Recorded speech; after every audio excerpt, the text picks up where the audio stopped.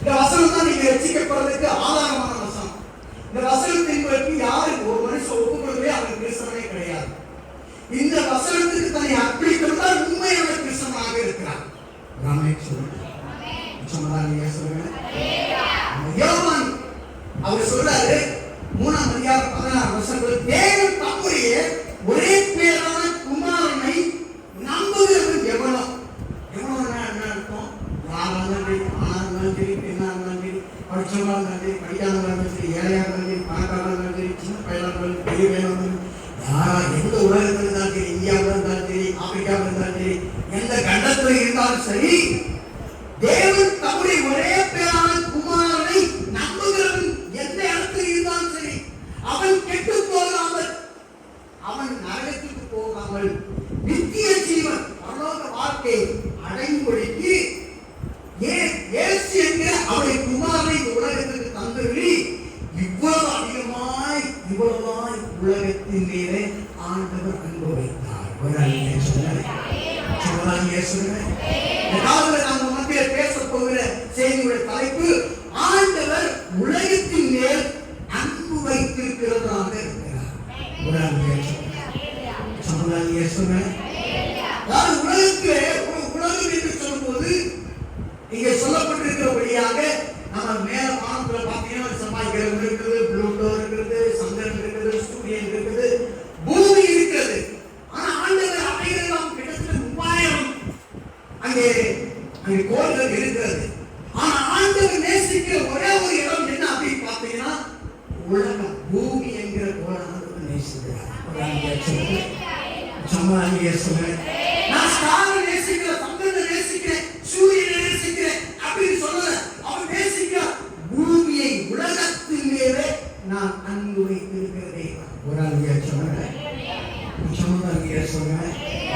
அப்படின்னு அந்த உலகம் எப்படி இருக்கும்போது ஆண்டவர் அன்பு வைத்தா, நல்லா இருக்கும்போது, எந்த தப்புமே செய்ய தெரியாத போது, சண்டை போட தெரியாத போது, கெட்ட வார்த்தை பேச தெரியாத போது, மற்றவருக்கு விரோதமா கோல் மூட்டாத போது, மற்றவருக்கு விரோதமா முட்டி விடாத போது, மற்றவருக்கு விரோதமா முள்ளு போடாத போது, மற்றவருக்கு விரோதமா செருப்பு தொங்கப்படாத போது, மற்றவருக்கு விரோதமா தீய காரியங்களை செய்யாத இருக்கும்போது, மற்றவருக்கு விரோதமாக கெட்ட வார்த்தை பேசாத போது, சமைக்காத இருக்கும்போது அல்ல, ஆண்டவர் என்ன எப்படி அன்பு கூர்ந்தார். இந்த உலகம் கெட்டதாக இருக்கும் போதே தேவன் இந்த உலகத்தின் மேல அன்பு வைத்ததை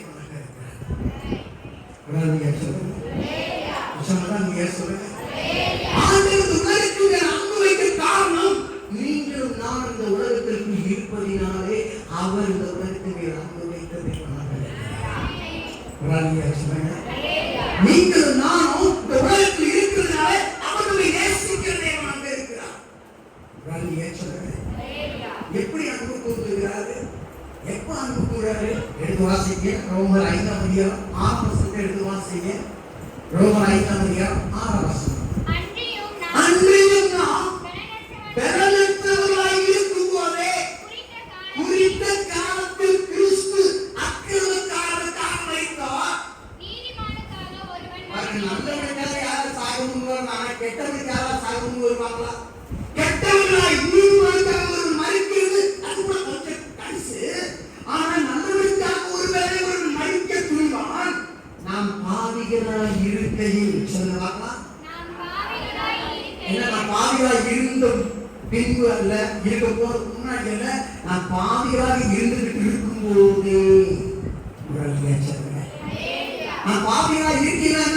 நான் பொய் சொல்லிக்கிட்டு இருக்கும் போதே, நான் கெட்ட வார்த்தை பேசிக்கிட்டு இருக்கும் போதே, நான் மற்றவர்களுக்கு விரோதமா தீர செஞ்சுக்கிட்டு இருக்கும் போதே, நான் பாவிகளாய் இருக்கையில் வாசிங்க, கிறிஸ்து நமக்காக மரித்ததினாலே தேவன் நம்மை வைத்து அவருடைய அன்பை நமக்கு தெரியப்படுத்தினார். கரங்களை தட்டி நாம் சொல்கிறோம். நல்லவர்களாக இருக்கும்போது ஆண்டவர் அவருடைய குமாரன் நம்மளுக்கு கொடுக்கிறார். நம்ம கெட்டவர்களாக இருக்கும்போதே அவருடைய சொந்த குமாரன் உங்களுக்காக எனக்கு கொடுத்தார். அவன் ஆண்டவர் உடனடியாக சொல்லுங்க. தேவன் உலகத்தை நேசித்தது மாத்திரமல்ல, கெட்ட மக்களுக்காகவும் தன் சொந்த குமாரனை கொடுக்கிறதாக இருந்தார். ஏதோ ஆண்டவர் தேடுவதற்கு மட்டும் ஆண்டவர் தன்னுடைய குமாரனை கொடுக்கிறார். ஆண்டவர் நேசிக்கிறவர்களுக்கு மட்டும் ஆண்டவர் கொடுக்கிறார். ஆண்டவர் நம்புகிறவர்களுக்கு மட்டும் ஆண்டவர் கொடுக்கிறார். அவரையே நம்பாதவர்களுக்காகவும் சாகுபடியாக அனுப்பின தேவனாக கர்த்தர் இருக்கிறார். காரணம் இந்த உலகத்தை ஆண்டவர் நேசித்தபடியினாலே. இன்னும் சொல்ல போனா ஆண்டவரை விரும்பாதவர்களுக்காகவும் ஆண்டவர் தன் குமாரனை அங்கே ஒப்பு கொடுத்தாராம். ஆண்டவரை நம்ப மறுக்கிறவர்களுக்கும் அவர் தன்னை குமாரனை ஒப்பு கொடுக்கிறார். ஆண்டவர் அவர் யாருங்க? அவர் எனக்கு நான் செஞ்சிட போறார். அவர் அன்பை உணரவே வாய்ப்பே இல்லை என்று மக்கள் அப்படிப்பட்ட மக்கள் இருக்கிறார்கள். ஆண்டவர் தெரிந்திருந்தும் அவர்கள் மத்திய தன் குமாரனை அனுப்பினார். ஒரு அழுகையா சொல்லுங்க. உதாரணமா அந்த ஊர்ல பாத்தீங்கன்னா சினிமாக்காரன் அல்லது ஒரு அரசியல்வாதி அவன் என்ன செய்வான்? அவன் ஏதாவது செஞ்சுட்டா உடனே என்ன பண்ணுவாங்க? தீ குளிச்சு சாகுறாங்க மனுஷங்க. பார்த்துருக்கீங்க. ஏன்னா அந்த அளவுக்கு வெறி. சில இளைஞர்கள் என்ன பண்றாங்க? போய் கிரிக்கெட் முகத்துல உட்கார்ந்து இருக்கிறாங்க. சில இளம்பெண்கள் என்ன பண்றாங்க? சீரியல் முகத்துல டிவி முன்னாடி இருக்கிறாங்க. சில இளைஞர்கள் என்ன பண்றாங்க? செல்போன் முகத்துல இருக்கிறாங்க. இப்படி எல்லாம் பித்தாயிருப்பாங்க. அப்படின்னா செல்ல விட்டு அவன் நகர மாட்டான். செல்லு எங்க காணோம் அப்படின்னு தேடிக்கிட்டே இருப்பாங்க. அந்த ஆளுடைய பணம், அந்த நபருடைய பணம், அதை பித்து பிடித்தவர்கள் பார்த்திருப்பாங்க. சில பேர் அந்த மனிதனுடைய பணத்தை வைத்து நான் எப்படியாவது அவங்களோட வாழ வேண்டும் என்று விரும்புகிறார்கள். இப்படியெல்லாம் பித்து பிடித்தவர்களாக இருப்பார்கள். சில இளைஞர்கள் கிரிக்கெட் மோகத்தில் இருப்பார்கள். இப்படியாக இருக்கக்கூடியவர்கள் எப்படி இருக்கிறார்களோ அந்த காரியத்துல அப்படியாக ஆண்டவர் உங்க மேல என் மேல பித்து பிடித்தவராக அன்பு செலுத்தக்கூடிய வல்லமையுள்ள தெய்வமாக இருக்கிறார். எப்போ நீ பாவியா இருக்கும்போது, நீ கெட்டதை பேசிக்கிட்டு இருக்கும்போது உன் மேல பித்து பிடிச்சு உன் மேல அன்பு வைத்த என் ஆண்டவர் அதனால சொந்த குமாரனை உலகத்துக்கு அனுப்பினார். அவரால் கேட்கவில்லை. நீ தூங்கும் போது அவர் உற்று நோக்கி கொண்டே இருக்கிறார். வாயில் அப்படியே சொல்ல வந்துகிட்டே இருக்கும்போது என் பிள்ளைய புள்ளி கொடு அந்த காலத்தை அப்படி அவங்க அன்பாய் பார்க்கிற தெய்வமாக இருக்கிறார். அந்த புள்ள இந்த பக்கம் அந்த பக்கம் தந்தோட அழகாக எப்படி புள்ள வருவது அவர் ரசித்துக் கொண்டிருக்கிற ரசிகராக அவர் உங்கள் மேல அன்பு வைத்த தேவனாக என் ஆண்டவராக தேவன். அவரை நம்புற பிள்ளைகளை மட்டும் அவர் நேசிக்கிறார். அவரை நம்பாதவங்களையும் ஆண்டவர் நேசிக்கிறாரு. அதனால உலகத்துக்கு தன் சொந்த குமாரனை அனுப்பிய தேவனாக அவர் இருக்கிறார். ஒரு அழிய சொல்லுங்க. சொல்லுங்க.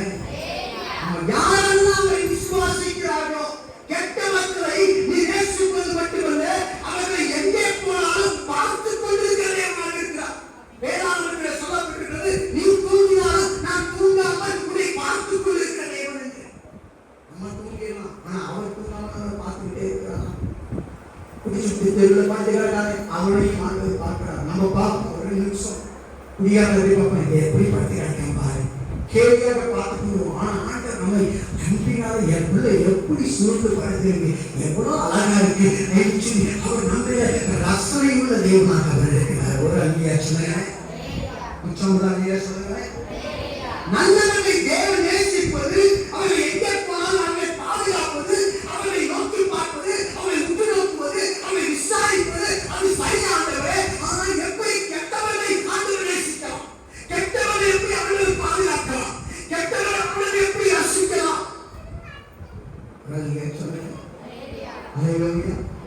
அந்த கெட்டவர்கள் அதிகமானவருக்கு தேவன் அவர்களை நேசிப்பார்கள் நேசிக்காது எனக்கு தெரியவே தெரியாது, கண்டிப்பா போறதே கிடையாது, அவர்களுக்கு புரியவே புரியாது. என்னையும் கடல் பார்க்கிறாரா அவங்க அவருக்கு தெரியவே தெரியாது, யோசிக்க கூட மாட்டான்.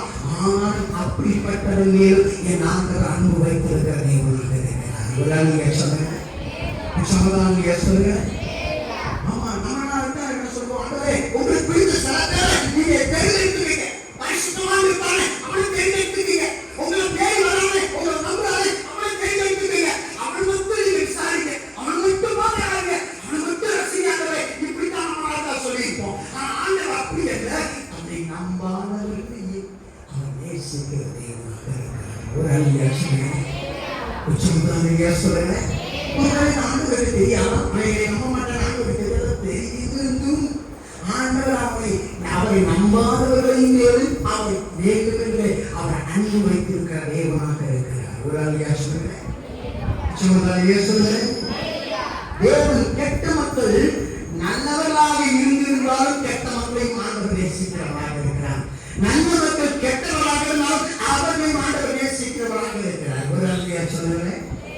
சொல்லுங்க. தேவன் மக்களை நேசிக்கிறார். எப்போ அப்படின்னு கேட்டீங்கன்னா, தேவனை திரும்பி ஒரு காலம் அவர்கள் ஒருபோதும் நேசிக்க மாட்டார்கள் என்பதை தேவன் மக்களை அறிந்திருந்த போதும் அவரை ஆண்டவர் நேசிக்கிற வல்லமையுள்ள தேவனாக இருக்கிறார். இயேசு பாவம் செய்த மக்களின் பாவத்துக்கான தண்டனை தன் சொந்த சரீரத்தில் அங்கே சுமந்தவராக இருக்கிறார். யாருக்கு என்றால், அவருடைய தியாகமான பணியை யாரெல்லாம் ஏற்றுக்கொள்ள மாட்டார்களோ தெரிந்திருந்தும் ஆண்டவர் அவருக்கான தண்டனை தன் சொந்த சரீரத்திலே வழியை அனுபவித்த இயேசுவாக இருக்கிறார். இயேசுவை புரியாத மக்களுக்காகவும் இயேசு மரித்தவராக இருந்தார். இயேசுவை ஏற்றுக்கொள்ளாதவர்களுக்காகவும் இயேசு மரித்தவராக இருந்தார். இயேசுவை நம்பாதவர்களுக்காகவும் இயேசு மரித்த தேவனாக இருந்தார். ஒரு அன்னையா சொல்லுங்க. அப்படின்னா இயேசு நல்லவர்களுக்காக மாத்திரமல்ல, கெட்டவர்களுக்காகவும் மரித்த தேவனாக இருக்கிறார். ஒரு அன்னையா சொல்லுங்க. இயேசு ஏன் வேதனைப்பட வேண்டும்? ஏன் இயேசு நம்பாதவர்களுக்காகவும் மரிக்க வேண்டும்? ஏதோ ஒரு நடிகருக்காக மக்கள் மரிக்கிறது போல அல்லவா இயேசு எல்லாருக்காகவும் மரித்தது ஒரு காரியம், ஒரு வீணாக மரித்தது போல இருக்கிறது என்று நாம் நினைக்கலாம். ஆனால் தேவன் நேசிக்க முடியாமல் இருக்கக்கூடியவர்களுக்கும் அவர் நேசத்தை அவர்கள் வாழ்க்கையை தானே வைத்த தேவனாக இருக்கிறார். அவரை நேசிக்காட்டி பரவாயில்ல, நான் அவனை நேசிக்கிறேன். ஒரு மிகப்பெரிய ஊழியக்காரர் கொடுத்தான், ஜெபம் பண்ணார். ஜெபம் பண்ணிட்டு ஆண்டவரே நான் நேசிக்கிறேன் உபவாசம் இருந்து ஜெபம் பண்ணிட்டே இருந்தார். அவர் ஒவ்வொரு முறையும் உபவாசத்தை முடிக்கும் போது வெளியே போய் வீட்டுக்கு வெளியே யாராவது ஒரு பிச்சைக்கார போனானா அவனை கூப்பிட்டு சாப்பிட வச்சுட்டு தான் இவர் உபவாசத்தை முடிப்பாங்க.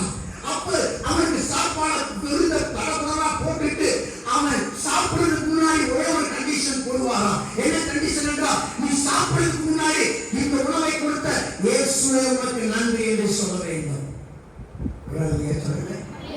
ஒரு நாள் வாரம் போறாங்க, உபவாசத்தை முடிக்கிறதுக்கு முன்னாடி ஒரு நாள் போறான். ஐயா வா சாப்பிடு வீட்டில் அப்படின்னு சொல்லி கூப்பிடுற.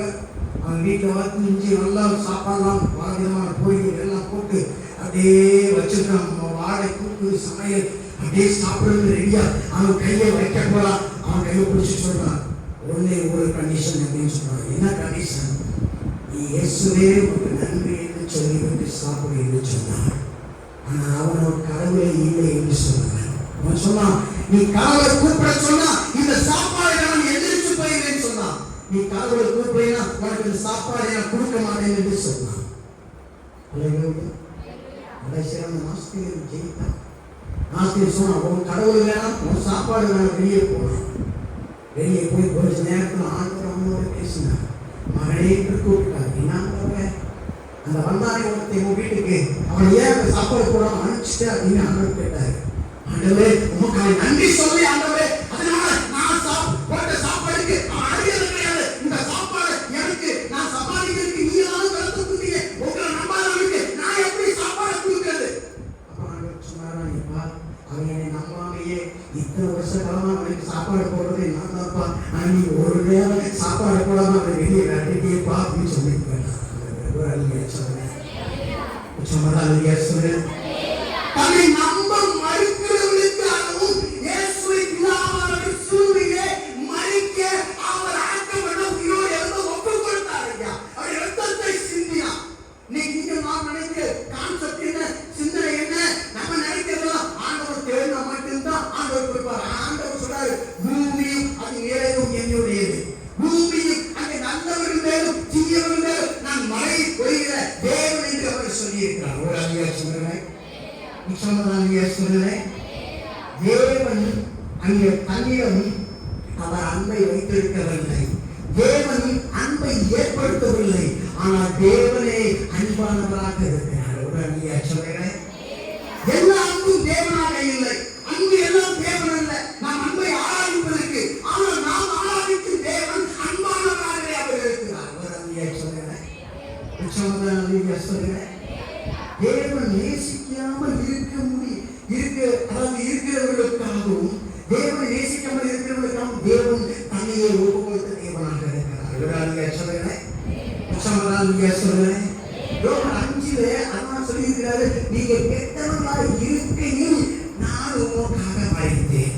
ஆண்டவருடைய அன்புக்கு எதையாக எதுவுமே கிடையாது. அவர் நேசிக்கக்கூடியவர், அது மாத்திரமல்ல உங்களை உற்று நோக்கக்கூடியவர், உங்களை கவனிக்கக்கூடியவர்.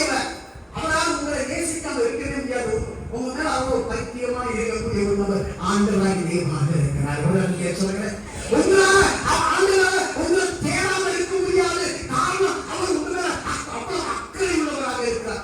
ஆண்டவராக உங்களை பார்க்காம இருக்க முடியாது. காரணம் அவர் உங்களை அவ்வளவு விசாரணை உள்ளவராக இருக்கிறார். உடனே சொல்லுகிறேன், சொல்லுங்க. ஆண்டவர் உங்களை பார்க்கிறாரு, நேசிக்கிறாரு, விசாரிக்கிறாரு, பாதுகாக்கிறாருன்னா நீங்க நான் எதற்கு நாம் கவலைப்பட வேண்டும்? ஒரு அழியா சொல்லுங்க. அவர் உங்களை கூர்ந்து நோக்குவதில் அவர் கண்ணை சுருட்டி இந்த பக்கம் பார்க்கல, எங்க போறான், எங்க உட்கார்ந்துருக்கான், என்ன பேசலாம் அப்படின்னு உங்களையே வேற வேற பார்த்துக்கிட்டே இருக்கிற தேவனாக இருக்கிறார். ஒரு அழியா சொல்லுங்க. சொல்லுங்க. நீங்க தான் தேவனுடைய விருப்பத்துக்குள் இருக்கக்கூடிய விருப்பமான நபராக இருக்கிறீங்க. தேவனுடைய விருப்பம் நீங்களாகத்தான் இருக்கிறீங்க. நீங்க எதையோ விரும்பலாம், ஆனா ஆண்டவருடைய விருப்பமோ உங்கள் மேல் தான், உங்களைத்தான் அவர் விரும்புகிற வல்லமையுள்ள தேவனாக இருக்கிறார். ஒரு அழியா சொல்லுங்க. இந்த உலகத்துல வந்ததை நோக்கம் என்ன தெரியுமா? அன்பை மற்றவர்களுக்கு கொடுக்க வேண்டும். அன்புதான் வாழ்க்கையினுடைய மைய கருத்தாக இருக்கிறது. அன்பு மட்டும் இல்லைன்னா உங்க வாழ்க்கையில நீங்க உதித்ததற்கான நோக்கமே கிடையாது. ஆண்டவர் ஏன் இதை சொல்ல வேண்டும்? ஆண்டவர் தன் ஜனங்களை எப்படி பார்த்தார் என்றால், இந்த உலகத்தின் மக்கள் என்ன அன்பை குறித்து வைக்கிறார்களோ அந்த அன்பிலேதான் இப்படி இருக்கிறார் அவர் பார்த்தார். அதனால தன் ஜனங்களுக்கு உண்மையான அன்பை வெளிப்படுத்துவதாக அவர் விரும்பினார். அவர் வெளிப்படுத்த விரும்பினார் அன்பை எதை சும்மா சொல்லிட்டு போவதில்லை, அன்பை வெளிப்படுத்தி காண்பித்தார். அவர் விளங்க பண்ணினார், அவர் தெரியப்படுத்தினார். அன்புனா இது கிடையாது, அன்புனா இதுதான் என்று சொல்லி அவர் செய்து காண்பித்த தெய்வமாக இருக்கிறார். ஒரு அழியை சொல்கிறேன், வேறு உலகத்தின் மேல் மிகுந்த அன்பு கொண்டார் என்பதிலே இருக்கிறதிலே அங்கே பார்க்கும்போது உலகத்திற்குள் நீங்கள் இருப்பதினாலே அவர் உங்கள் மேலும் அவருடைய அன்பை வைத்த தெய்வமாக இருக்கிறார். ஒரு அழியை சொல்கிறேன். சொல்கிறேன். இயேசு கிறிஸ்து உலகத்துக்கு வரப்போகுது 250 ஆண்டுகளுக்கு முன்னாடி ஒரு இளைஞன் இருந்தான். அவனுடைய பேர் ஓசியா. அவனுடைய பேர் என்னது? ஓசியா.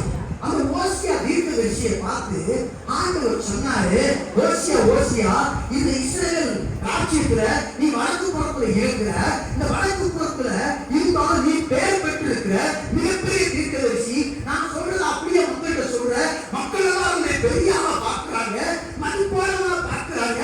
நீ மிகப்பெரிய தீர்க்கதரிசி, பரிசுத்தவான். ஆனா நான் உனக்கு ஒரு வேலையை வச்சிருக்கேன், அந்த வேலையை நீ செய்வியா அப்படின்னு கேட்டான். அப்ப அவன் சொன்ன, ஆண்டவரே நான் உங்களுடைய தீர்க்கதரிசி ஆச்சு, நான் நீங்க சொல்றதெல்லாம் மக்களுக்கு எடுத்து சொல்ற வேலை என்று சொன்னான். பழைய பாட்டு தீர்க்கதரிசிக்கு இன்னைக்கு இருக்கிற தீர்க்கதரிசிகளுக்கும் நிறைய வித்தியாசம் இருக்குது. டிவியில பாத்தீங்கன்னா உங்க வீட்டுக்கு யாராவது தீர்க்கதரிசி வந்தானா அவனை நீங்க நம்பிடாதீங்க. ஒரு சொல்லுங்க, தீர்க்கதரிசி நாமத்துல வந்தவரை ஏற்றுக்கொண்டு சொல்லுது, ஆனா அவன் சொல்ற தீர்க்கதரிசனத்தை ஞாசிக்கிறத நம்பிடாத. ஒரு அங்கிய சொல்லுங்க. ஏன்னா பழைய பாட்டு தீர்க்கதரிசிக்கும் புதிய பாட்டு தீர்க்கதரிசி வித்தியாசம் இருக்கு.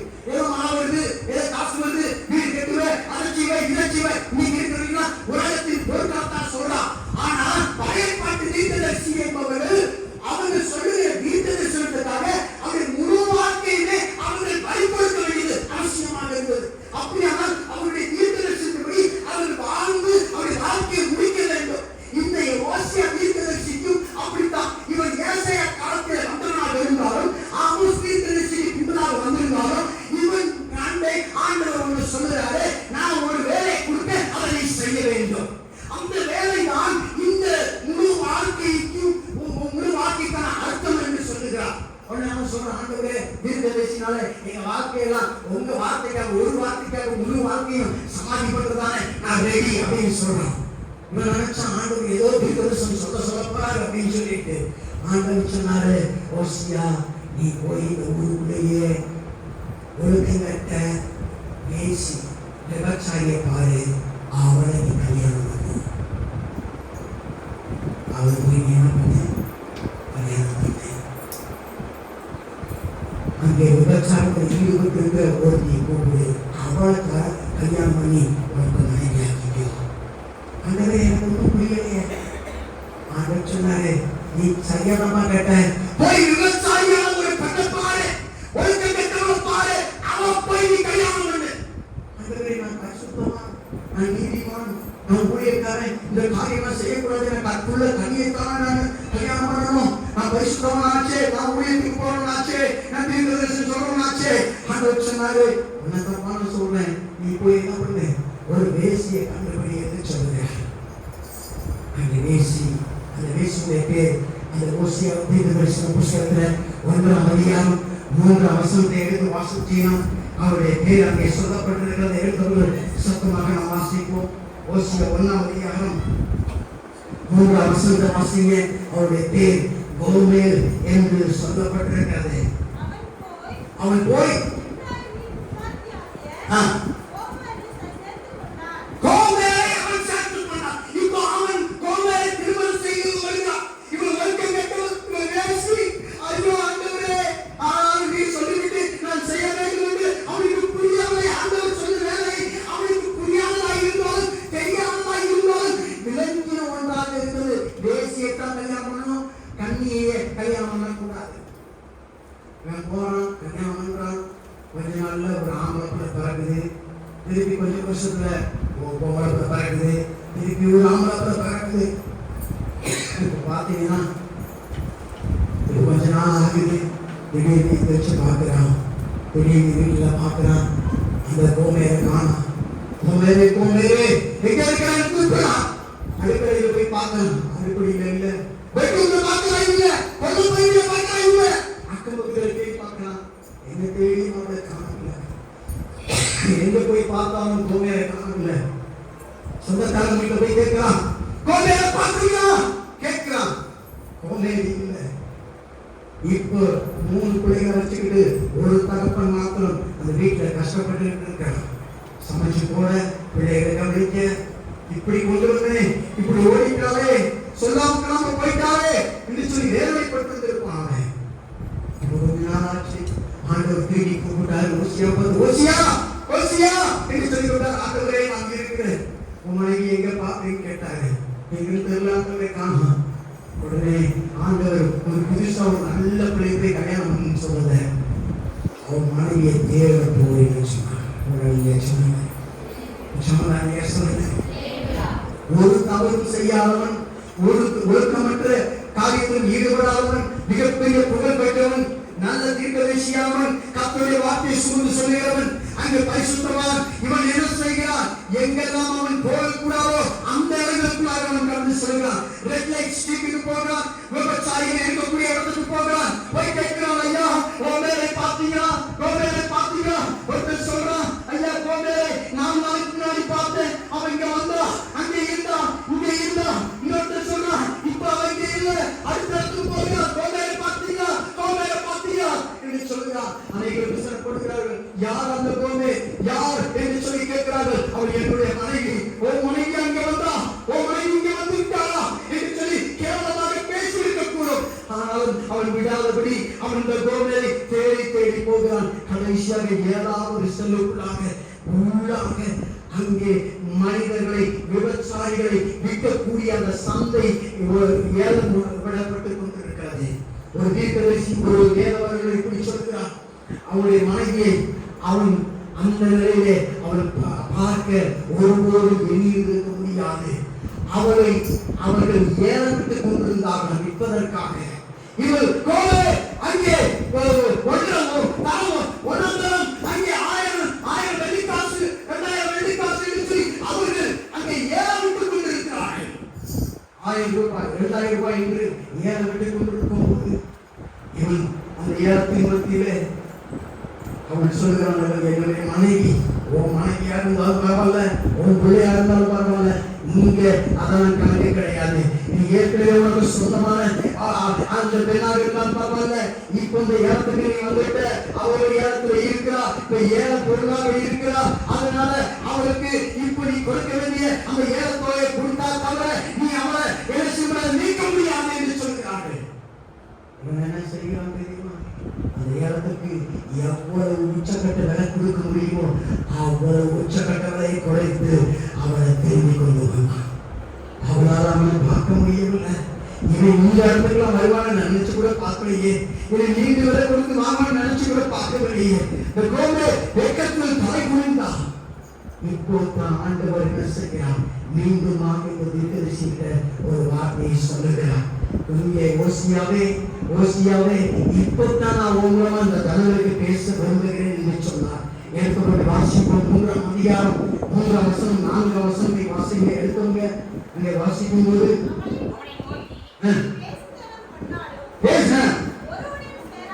ஒருவரும் சேராமலும்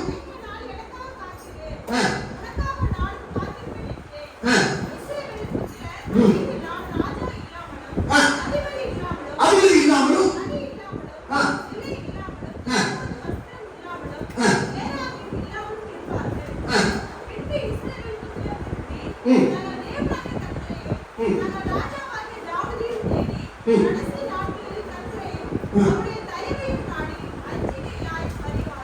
இந்த யோசியா வாழ்ந்த காலகட்டத்தில் இஸ்ரவேல் மக்கள் ரொம்ப செழிப்பா இருந்தாங்க.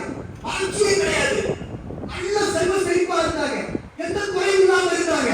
அதனால அவங்க என்ன பண்ணாங்க? ஆண்டவரை விட்டுட்டு அந்நிய தேவர்களை கும்பிட ஆரம்பிச்சாங்க.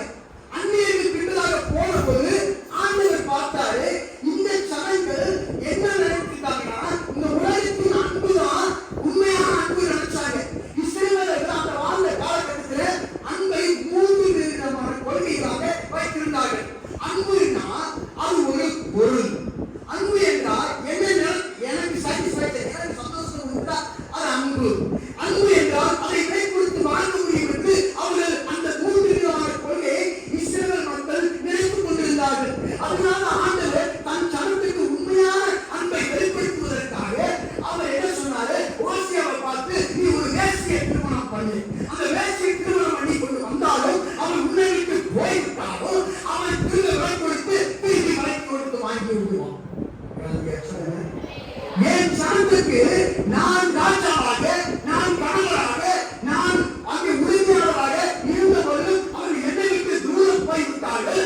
ஆனாலும் நான் அவர்கள் போல எவ்வளவு தூரமாயிருந்தாலும் அவர்களை தேடி கண்டுபிடிக்கிற தேவன் என்பதை அவர் வெளிப்படுத்துகிற தேவனாக இருக்கிறார். அவர்கள் எவ்வளவு பாவ மோசமான சாக்கடையிலே அந்த பிசாசுடைய அந்த பாவத்தின் சண்டைகளாக அந்த பிசாசு ஏறப்படக்கூடியதான அந்த மனுஷ சந்தையிலே அவர்கள் கட்டப்பட்டவர்களாக இருந்தாலும் அவர்கள் மேலே பிசாசு எவ்வளவு விலைக்கரையத்தை போட்டாலும் அவ்வளவு விலையும் நான் கொடுக்க ஆயத்தத்தோடு கூட இருக்கிறேன் என்பதை தேவன் இஸ்ரவேல் ஜனங்களுக்கு ஓசியா தீர்க்கதரிசி வாக்கின் மூலமாக உணர்த்துவதற்காக ஆண்டவருடைய காரியத்தை செய்ய சொன்னார்.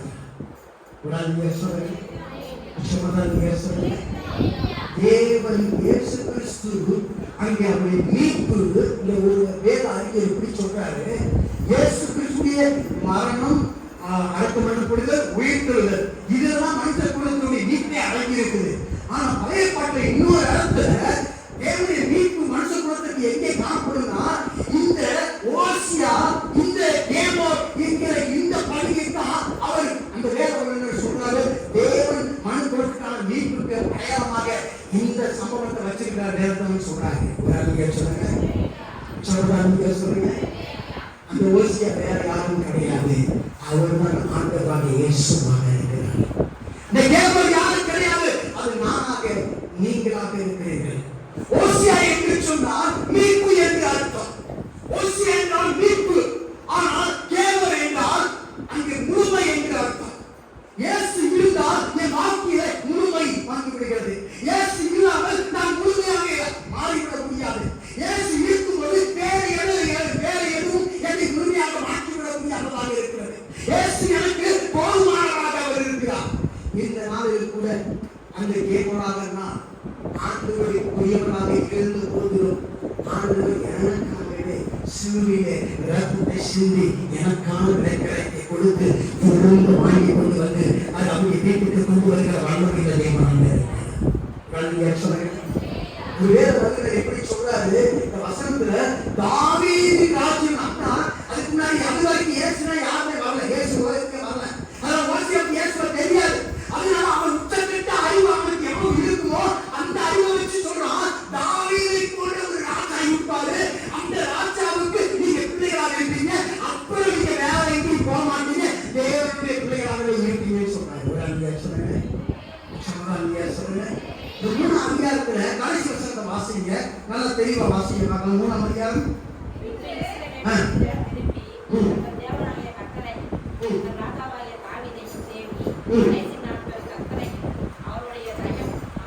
மூணாம் அதிகாரம் ஓசியா 3ஆம் அதிகாரம் 5ஆம் வசனத்தை வாசிங்க. என் பின்பு இஸ்ரவேல் புத்திரர் தாவீதையும் தேடி கடைசி நாட்களில் கர்த்தரையும் அவருடைய தயவும் நாடி அவருடைய நன்மைக்குள்ளாக வருவார்களாம். ஒரு அறிவியா சொல்றேன். ஏற்கனவே அவருக்குரியவர்களாய் இருக்கிற நம்மை ஆண்டவர் மீண்டுமாக விலை கொடுத்து சிலுவையிலே ரத்தத்தை கொடுத்து அவர் மீண்டுமாக வந்த நம்முடைய ஓசியாவாக அவர் இந்த காவலில் ஒரு வாக்கில் வருகிற தேவனாக இருக்கிறார். காரணம் அவர் உண்மையை அதிகமாக அன்பு வைத்த தேவனாக இருக்கிறபடினாலே, காரணம் அவர் உண்மை விசாரிக்கிற தேவனாக இருக்கிறபடினாலே, அவர் உண்மையில அக்கறை உள்ள தேவனாக இருக்கிறபடினாலே, நீ நேசித்தால் நேசிக்காவிட்டால் உண்மையாக அன்பு அதிகமாக இருக்கிறபடினாலே ஒரு அறிவியை சொல்றேன். இந்த கோட்டைக்கு தெரியல, என் புருஷன் இந்த இடம் வரைக்கும் வருவான்னு அவர் நினைச்சு பார்க்கல. நீங்களும் நானும் நினைச்சு பார்த்த தேவன் அவருடைய குமாரனே எனக்காக இந்த உலகம் வரை நான் இருக்கிற சாக்கடை வரை நான் இருக்கிற இந்த விபச்சார இடம் வறுமை வரை வருவார் என்று நினையாத போது என் ஆண்டவரை இயேசு இறங்கி வந்த தேவனாக இருக்கிறார். ஒரு அறிவியை சொல்லுகிறேன், சமாதானியா சொல்லுகிறேன். புதிய பாட்டில் இதை இயேசு எப்படி சொல்றாரு பாருங்க. மத்தேயு 9ஆம் அதிகாரம் எடுத்துள்ள வாசிங்க. மத்தேயு 9ஆம் அதிகாரம் 14ஆம் வசனத்தை வாசிங்க பார்க்கலாம். மத்தேயு 9ஆம் அதிகாரம் 14ஆம் வசனம் சத்தமாக வாசிப்போம்.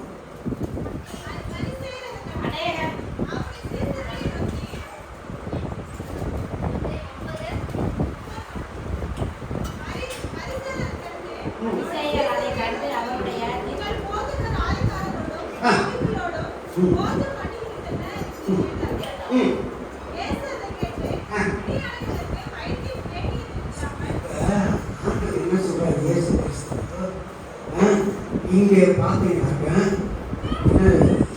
பரிசேயர்கள் வந்து இயேசுடைய சீசர்கள் சொல்றாங்க. என்ன சொல்றாங்கன்னா, என்ன உங்க போதகர் வந்து பாதி தேசிய விவசாயி உட்கார்ந்து இருக்கிறாரு, கொஞ்சம் கொஞ்சம் பேசுறாரு, சிரிச்சு சிரிச்சு பேசுறாரு, குழுங்கி குழுங்கி சிரிக்கிறாரு, கை கொடுத்து செய்கிறாரு, பக்கத்துல போய் சாப்பிடுறாரு, வைக்கிறாரு, எல்லாம் சொல்றாங்க. அப்ப இயேசு சொல்றாரு, நல்லவனுக்கு ஏன் வைத்தியம், கெட்டவங்களுக்கு சுகமில்லாதவனுக்கு தான் வைத்தியம் அவசியம். அதனால இதை போய் என்ன செய்ய படித்து கற்றுக்கொள்ளுதுன்னு சொல்றாங்க. வசனத்தை அந்த வசனத்தை தான் தெளிவா யாரும் தப்பாம தெளிவா வாசிப்பாங்க சத்தமா.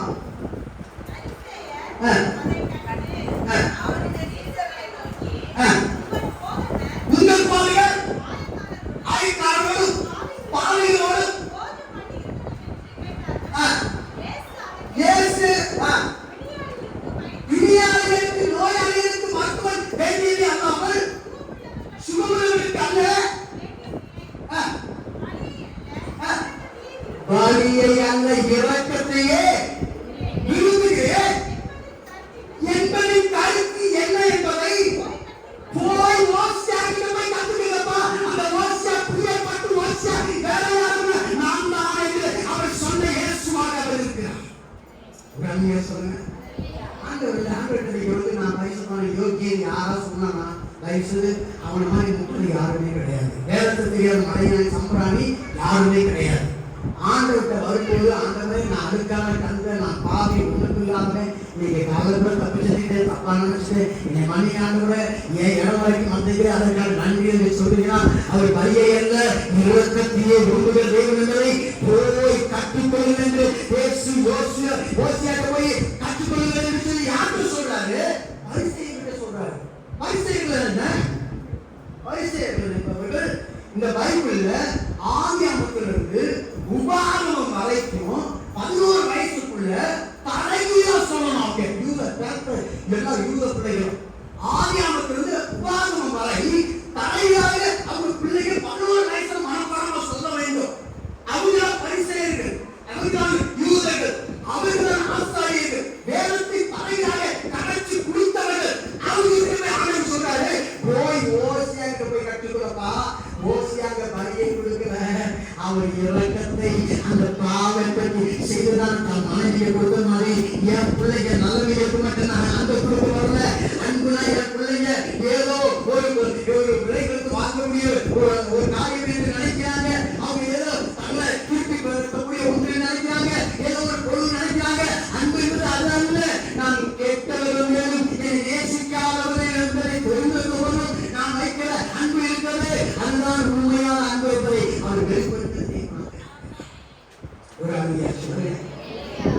ஆமென்.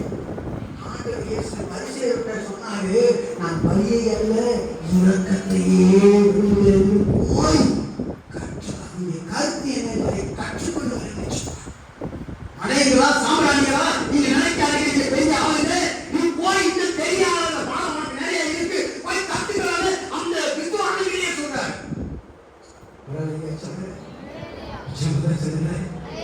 ஹalleluya. ஏசியாரு தச்சர், ஏசியாரு அப்பா இறந்து போயிட்டாங்க.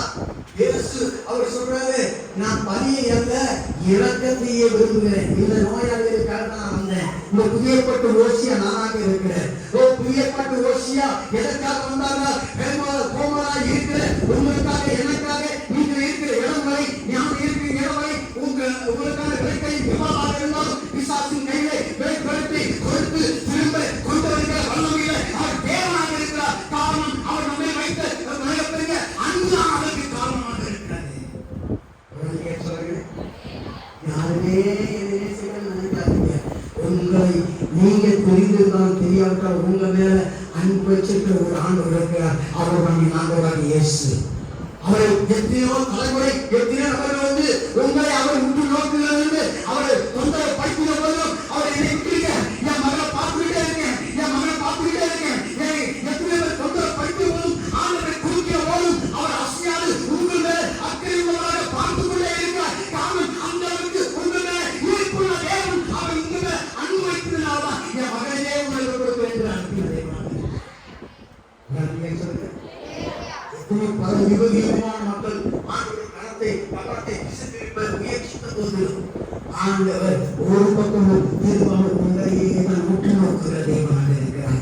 உங்கள் பேர் தான் அக்கறையுள்ள தேவனாக இருக்கிறார். உங்கள் பேர் தான் விசாரணையுள்ள தேவனாக இருக்கிறார். அவர்தான் உண்மையான அன்பை உங்களுக்காகவே அவர் கைகளை ஏந்தினவராக இருக்கிறார். அவரால் உங்களை நேசிக்காமல் இருக்க முடியாது. அவரால் உங்களை பார்க்காமல் இருக்க முடியாது. அவரால் உங்களை அவர் பாதுகாக்காமல் இருக்க முடியாது. அவரால் உங்களை அவர் எந்த விதத்தில் பிரிந்து இருக்க முடியாது.